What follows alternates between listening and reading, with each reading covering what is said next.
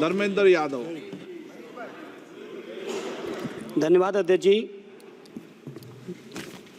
मैं इस संविधान के 129वें संशोधन अधिनियम के विरोध के लिए खड़ा हूं।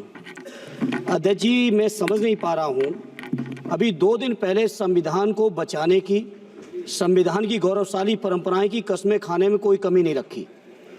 2 ही दिन के अंदर संविधान की जो हमारी मूल भावना है, 2 ही दिन के अंदर संविधान का जो हमारा बेसिक स्ट्रक्चर है, 2 ही दिन के अंदर संविधान का जो हमारा संघीय ढांचा है, उसको खत्म करने के लिए संविधान संशोधन बिल लाए हैं। मैं मनीष तिवारी जी से सहमत हूं और अपनी पार्टी और अपने नेता आदरणीय अखिलेश यादव जी की ओर से कहना चाहता हूं, ये बिल पूरे देश के जो अलग अलग भेष भाषाएं, संस्कृति, क्षेत्र की जो मान्यताएं हैं, जो हमारे संविधान निर्माताओं ने बहुत सोच विचार के मंथन अध्ययन करके ये संघीय ढांचा तैयार किया था, राज्यों का गठन भी किया था, संस्कृति के हिसाब से, क्षेत्र के हिसाब से, भाषा के हिसाब से, परिस्थितियों और समय के हिसाब से।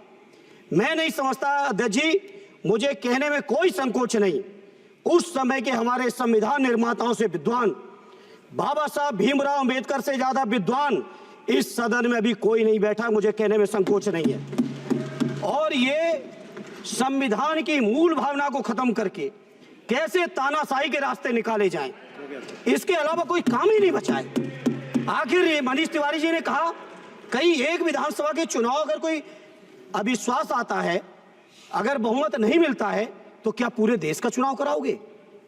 पूरे देश का चुनाव कराओगे? और ये लोग एक देश, एक संविधान, एक चुनाव की बात करते हैं। जो लोग 8 विधानसभाएं भी एक साथ नहीं करा पाते हो, मौसम देख के तारीखें बदलते हो, वो लोग बात करते हैं एक देश एक चुनाव की। इसलिए अध्यक्ष जी, मैं अपनी पार्टी की ओर से, अपने नेता आदरणीय अखिलेश यादव जी की ओर से इस बिल का पुरजोर विरोध करता हूं और आपके माध्यम से देश के जनमानस से कहना चाहता हूं, ये भारतीय जनता पार्टी के लोग तानाशाही लाने के नित नए रास्ते लाते हैं।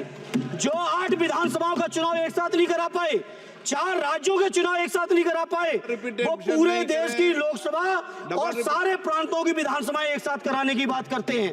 मैं पूछना चाहता हूं सरकार से, अगर एक प्रांत के अंदर सरकार गिरती है तो क्या पूरे देश की लोकसभा के चुनाव कराओगे? क्या अगर लोकसभा के चुनाव के चक्कर में उस प्रांत के लोग क्यों सफर करेंगे? अरे चर्चा कर लेना, अरे कुछ नहीं बचा है, कुछ नहीं बचा है आपके पास। अध्यक्ष जी, सदन को थोड़ा सा सिस्टम में लाएं। अध्यक्ष जी, आपसे अनुरोध है, आपके माध्यम से सरकार से अनुरोध है, जनता ने बड़ी उम्मीदों के साथ हम सबको भेजा है और हम सब लोगों की जिम्मेदारी है, ये संविधान विरोधी, संघीय ढांचे विरोधी, बेसिक स्ट्रक्चर विरोधी कई केसों की चर्चा की मनीष तिवारी जी ने, मैं उनके साथ जोड़ते हुए माननीय सर्वोच्च न्यायालय की भावनाओं के विरोधी, गरीब विरोधी, दलित विरोधी, पिछड़ा विरोधी, मुसलमान विरोधी, इस नीयत को वापस लो। ये अध्यक्ष जी, आपके माध्यम से मेरी आपसे प्रार्थना है। बहुत बहुत धन्यवाद।